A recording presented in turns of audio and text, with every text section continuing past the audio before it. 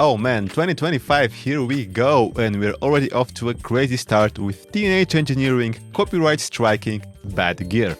Let's get right into it. So, teenage engineering have done something that wouldn't help their reputation.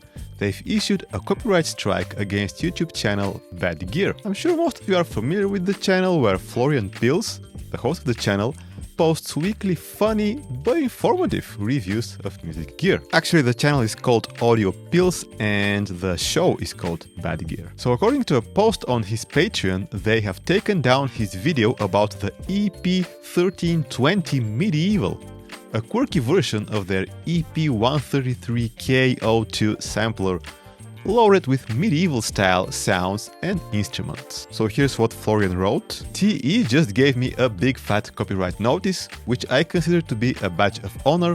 I would have understood if the Monty Pythons had sent me one. And then this screenshot in German, which confirms that the video in question was taken down by Teenage Engineering and that this is 1 out of 3 warnings. I will explain what this means in a moment. So what does that mean and what does Monty Python have to do with this? Now, from what I've read and seen, there's some misinformation circling around the internet, and people seem to think that the reason they've taken Bad Gear's video down is the fact that the samples and instruments that the EP1320 comes with are copyrighted.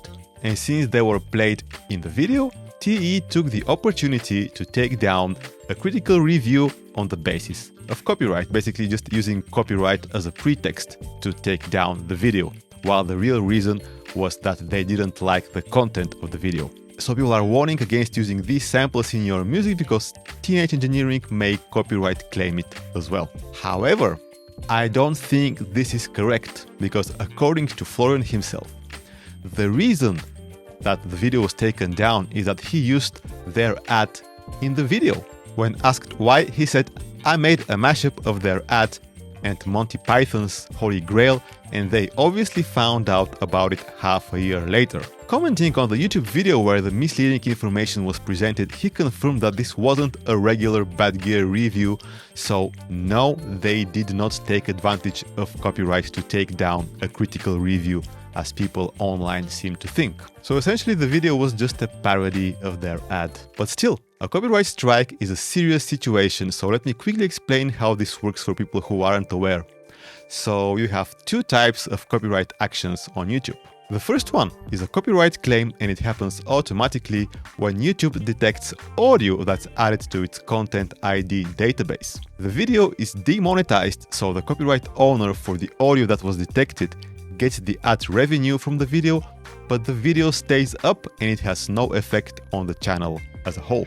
And the second one is a copyright strike, and this is done manually by a real person, and this is what they did here. Someone from Teenage Engineering saw the video and filed a copyright strike, which is much worse. The video gets taken down, and if you get 3 copyright strikes in 90 days, your whole channel gets deleted permanently.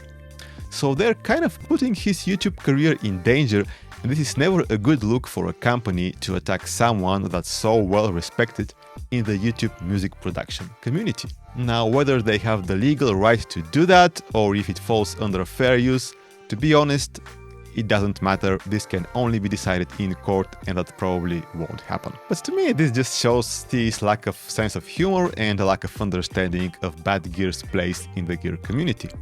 It's just a bad look for them and completely unnecessary.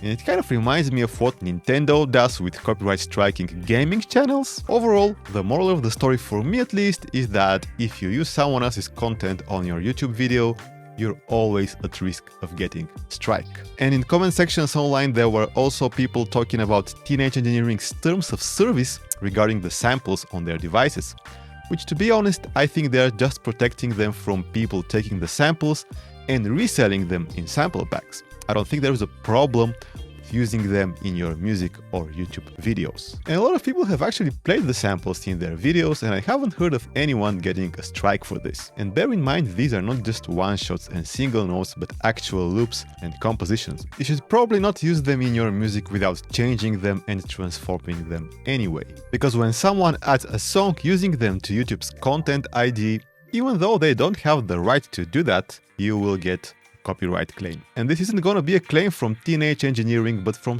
someone who abuses the Content ID system on YouTube. So if you're using any loops or pre-made compositions, just make sure to flip them. But anyway, let me know what you think down in the comments, hit the like button if the video was useful, and subscribe if you are new here, and I will catch you later.